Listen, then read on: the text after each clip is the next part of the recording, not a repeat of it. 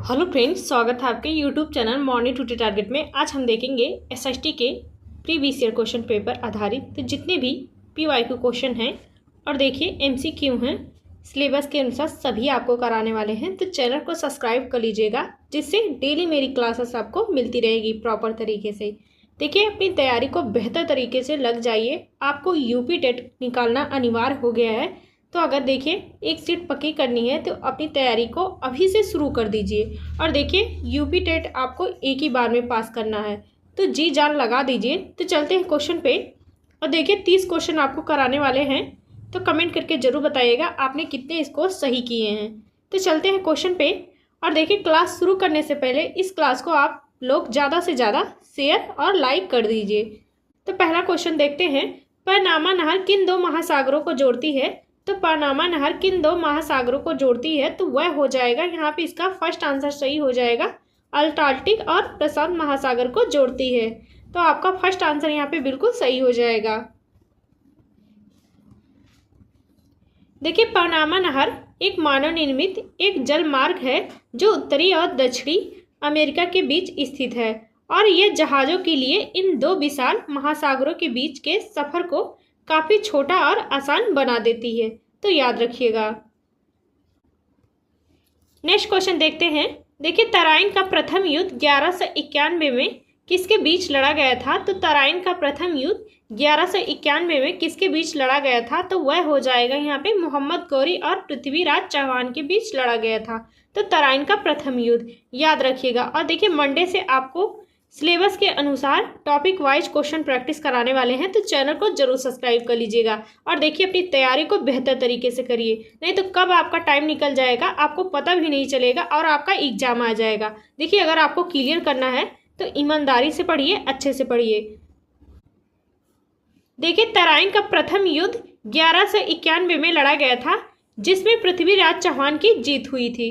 तो तराइन का प्रथम युद्ध में 1191 में लड़ा गया था, उसमें पृथ्वीराज चौहान की जीत हुई थी। और देखिए, तराइन का दूसरा युद्ध लड़ा गया था तो 1192 में लड़ा गया था दूसरा युद्ध तराइन का। और देखिए, ये युद्ध भी मोहम्मद गौरी और पृथ्वीराज चौहान के बीच लड़ा गया था। और देखिए, लेकिन इसके नतीजे आए थे पहले युद्ध में बिल्कुल अलग थे। देखिए क्या परिणाम हुआ था। तो इस बार मोहम्मद गौरी की जीत हुई थी और पृथ्वीराज चौहान की हार हो गई थी। नेक्स्ट क्वेश्चन है, दिल्ली सल्तनत की पहली महिला शासिका कौन थी? तो दिल्ली सल्तनत की पहली महिला शासिका कौन थी? तो वह हो जाएगा रजिया सुल्तान थी। यहाँ पे इसका सेकेंड ऑप्शन बिल्कुल सही हो जाएगा। दिल्ली सल्तनत की पहली महिला शासिका थी तो रजिया सुल्तान हो जाएगा। देखिए, समझते हैं। देखिए, रजिया सुल्तान 1236 से 1240 ईस्वी का शासनकाल माना जाता है। तो रजिया सुल्तान का शासनकाल माना जाता है तो 12 से लेकर 36 से 12 से 40 तक माना जाता है। और देखिए, महिला सशक्तिकरण और साहस का एक बेमिसाल उदाहरण है रजिया सुल्तान का। उनके पिता सुल्तान इल्तुतमिश ने अपने अयोग्य बेटे की तुलना में रजिया की प्रशासनिक और सैन्य कुशलता को देखते हुए उन्हें अपना उत्तराधिकारी चुना था। देखिए, इल्तुतमिश ने रजिया को योग्य मानकर रजिया को अपना उत्तराधिकारी चुना था। तो याद रखिएगा। नेक्स्ट क्वेश्चन है, पानीपत का प्रथम युद्ध कब हुआ था? तो पानीपत का प्रथम युद्ध कब हुआ था? तो वह हो जाएगा 1526 में। पानीपत का प्रथम युद्ध हुआ था तो 1526 में हुआ था।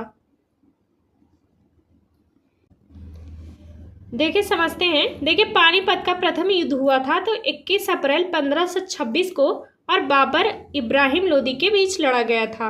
और देखिए, जिसने भारत में मुगल साम्राज्य की नींव रखी थी। और पानीपत का द्वितीय युद्ध लड़ा गया था तो 5 नवंबर 1556 में लड़ा गया था पानीपत का द्वितीय युद्ध।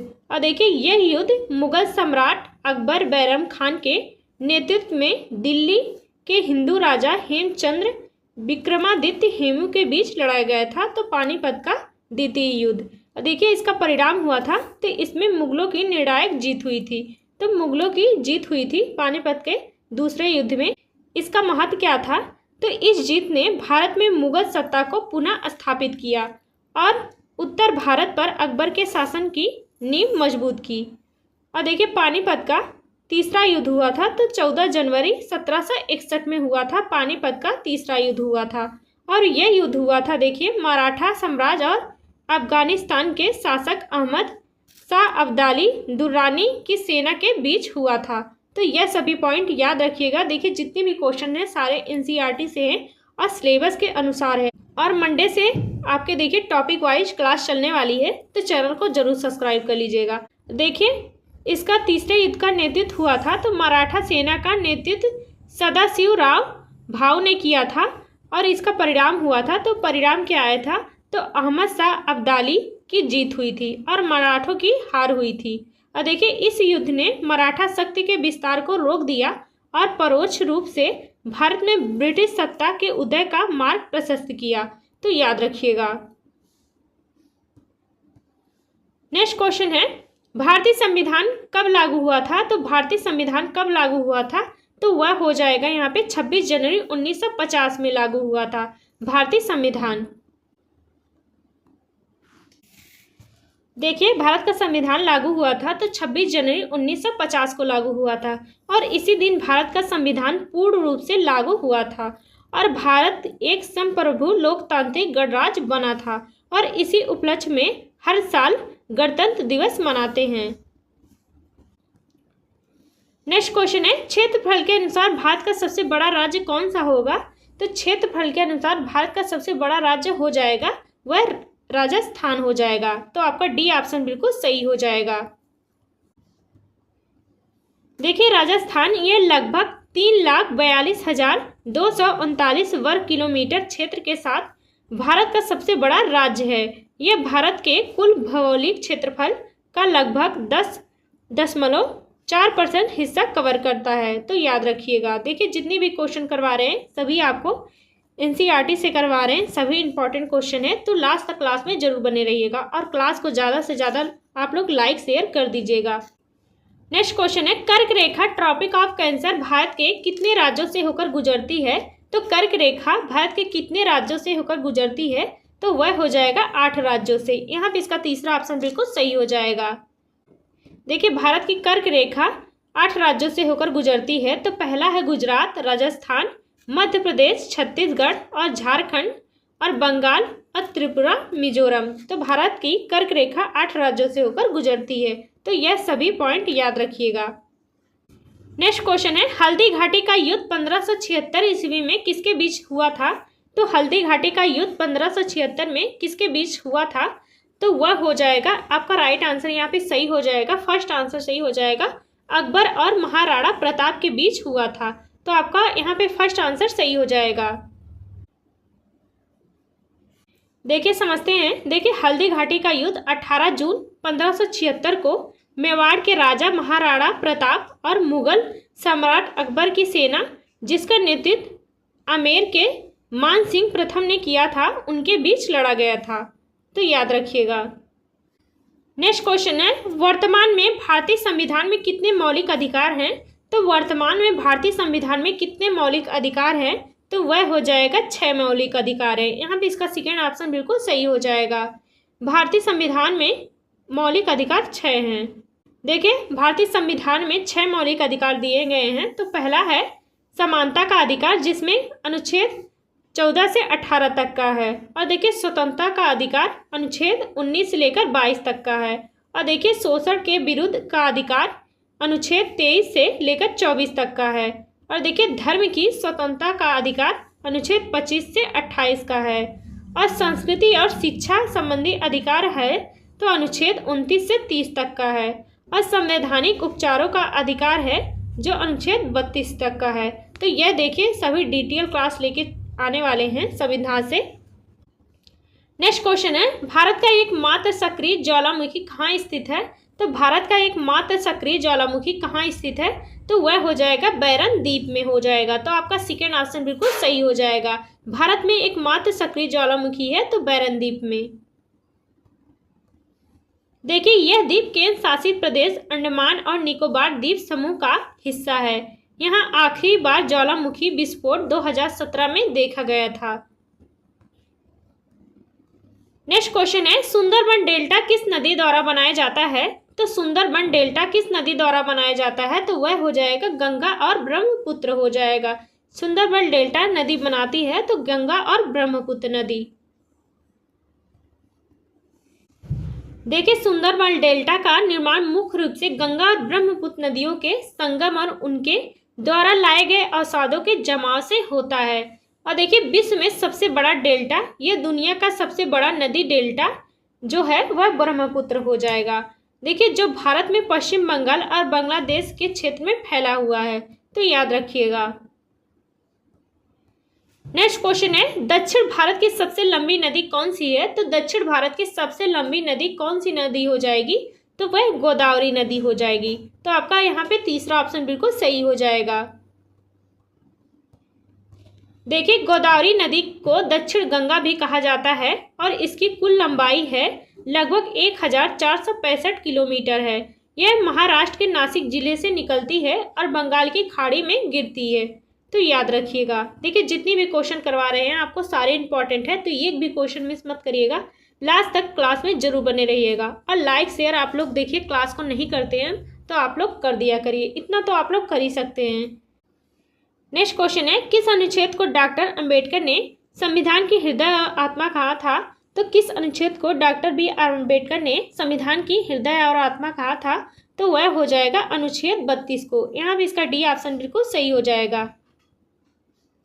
देखिए, डॉक्टर बी आर अम्बेडकर ने अनुच्छेद 32 संवैधानिक उपचारों का अधिकार को संविधान का सबसे महत्वपूर्ण अनुच्छेद बताते हुए इसे भारत का हृदय और आत्मा कहा था, क्योंकि यह मौलिक अधिकारों के उल्लंघन की स्थिति में नागरिकों को सीधे सर्वोच्च न्यायालय जाने का अधिकार देता है।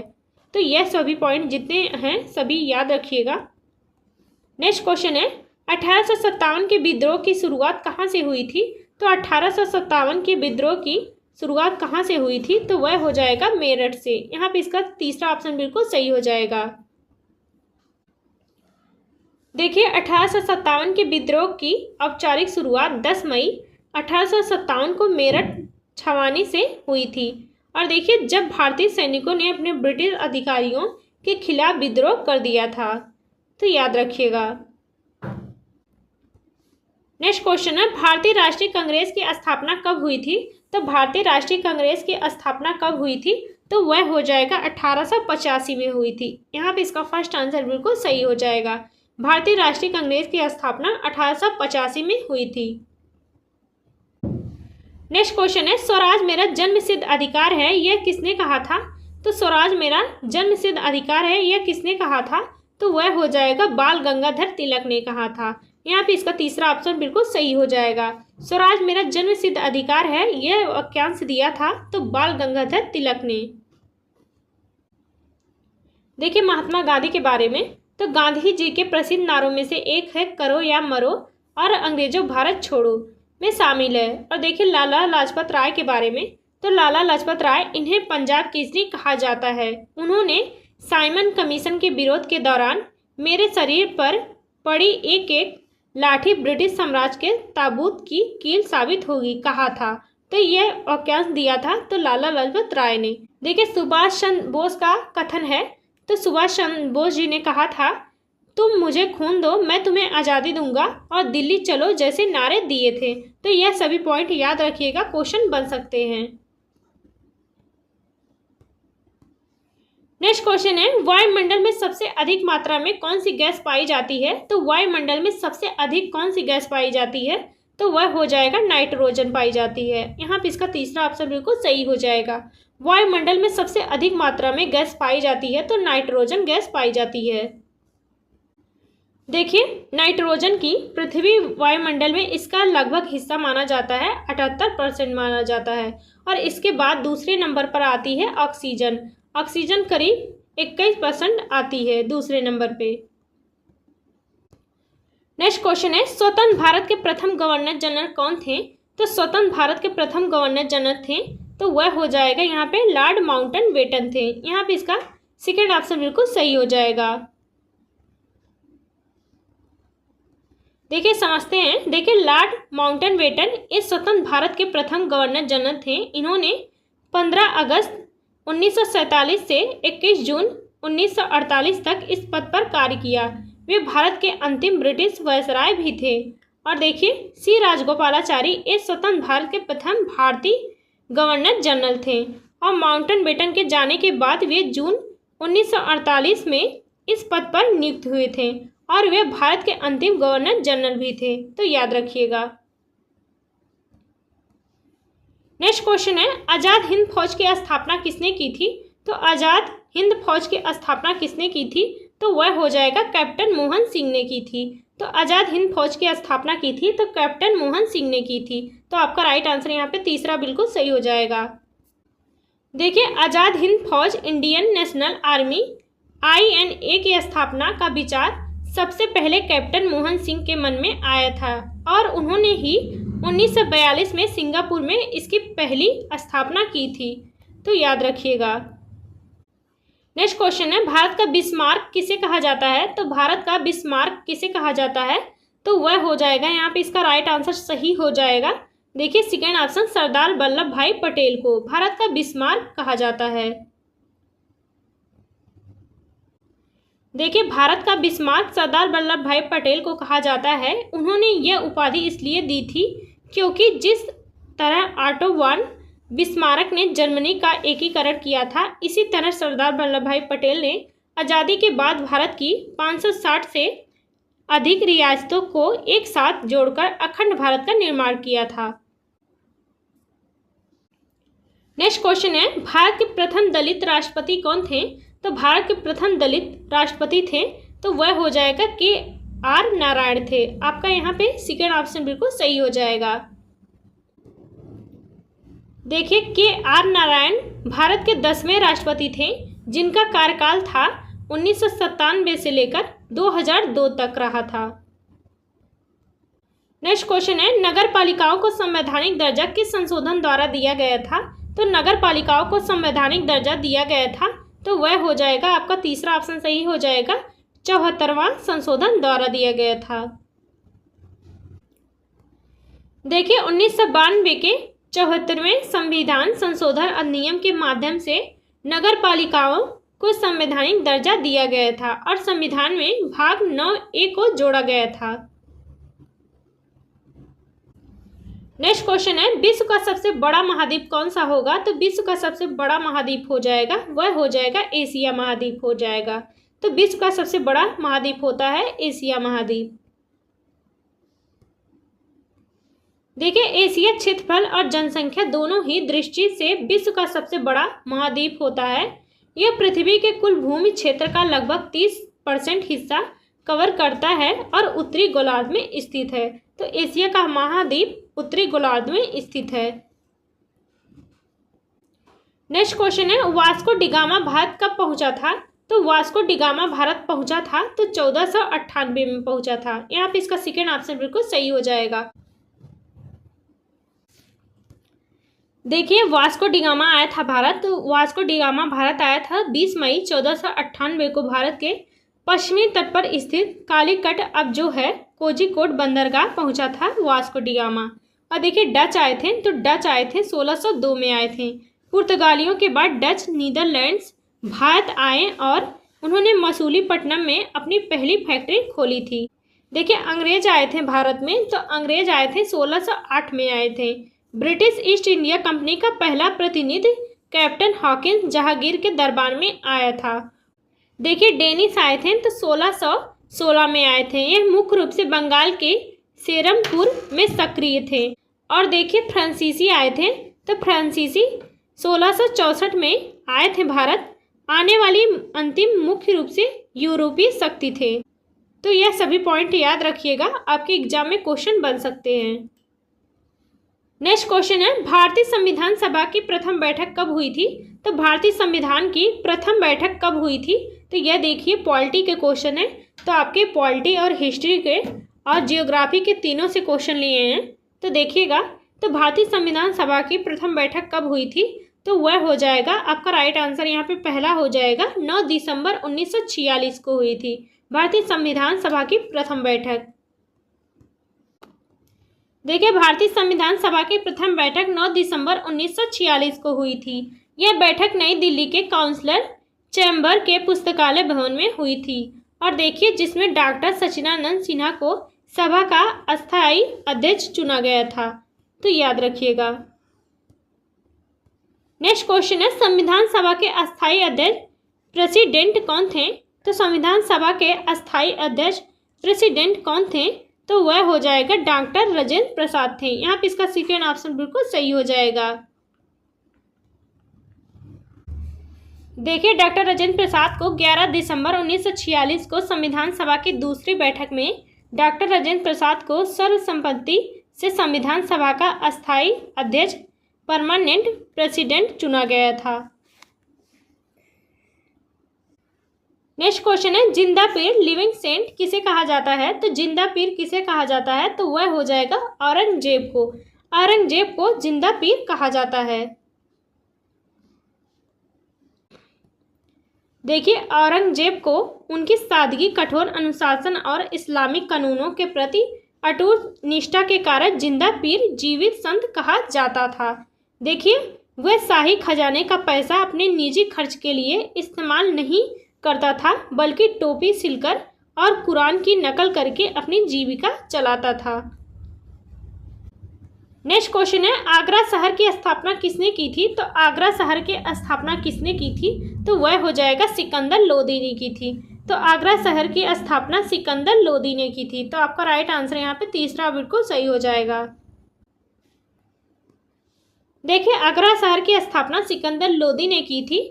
उसने 1504 में इस शहर की नींव रखी थी ताकि राजपूत शासकों पर बेहतर नियंत्रण रखा जा सके और व्यापारिक मार्गों की निगरानी की जा सके, और 1506 में उसने इसे अपनी राजधानी बनाया था।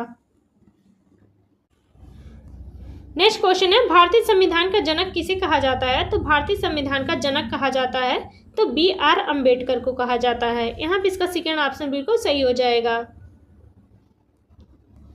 देखिए, भारतीय संविधान का जनक डॉक्टर BR अम्बेडकर को कहा जाता है क्योंकि यह संविधान सभा के प्रारूप समिति ड्राफ्टिंग कमेटी के अध्यक्ष थे और उनके नेतृत्व में ही संविधान के अंतिम स्वरूप को तैयार किया गया था।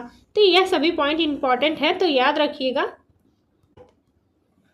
नेक्स्ट क्वेश्चन है, संविधान के किस संशोधन द्वारा समाजवादी धर्मनिरपेक्ष शब्द प्रस्तावना में जोड़े गए थे? तो वह हो जाएगा, यहाँ पे इसका राइट आंसर सही हो जाएगा सेकेंड ऑप्शन 42वें संविधान संशोधन में। यहाँ पे इसका सेकेंड ऑप्शन बिल्कुल सही हो जाएगा।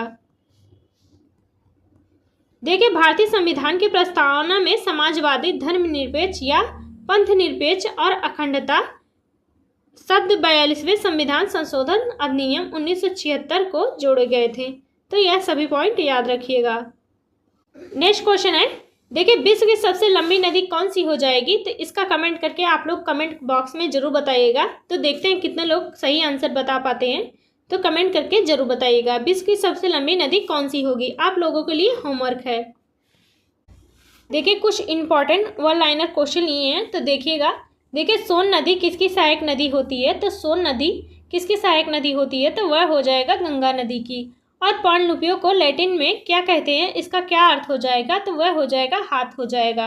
और देखिए, अशोक के अभिलेख किस लिपि में सबसे ज़्यादा मिलते हैं? तो अशोक के अभिलेख किस लिपि में सबसे ज़्यादा मिलते हैं? तो वह हो जाएगा ब्राह्मी लिपि में। और देखिए, पुरातात्विद किन चीज़ों का अध्ययन करते हैं? तो वह हो जाएगा पत्थर, ईंट, चित्र, मूर्तियाँ और औजार सिक्के के अध्ययन करते हैं। और देखिए, उत्तर पूर्व में कौन सी पहाड़ियाँ स्थित हैं जहाँ कृषि विकसित हुई है? तो उत्तर पूर्व में कौन सी पहाड़ियाँ ऐसी हैं जहाँ कृषि विकसित हुई है? तो वह हो जाएगा गारो पहाड़ियाँ हो जाएगा। और देखिए, सिंधु सभ्यता के नगरों का विनाश लगभग कब शुरू हो गया था? तो सिंधु सभ्यता के नगरों का विनाश लगभग कब शुरू हुआ था? तो वह हो जाएगा 3900 वर्ष पूर्व में हो जाएगा।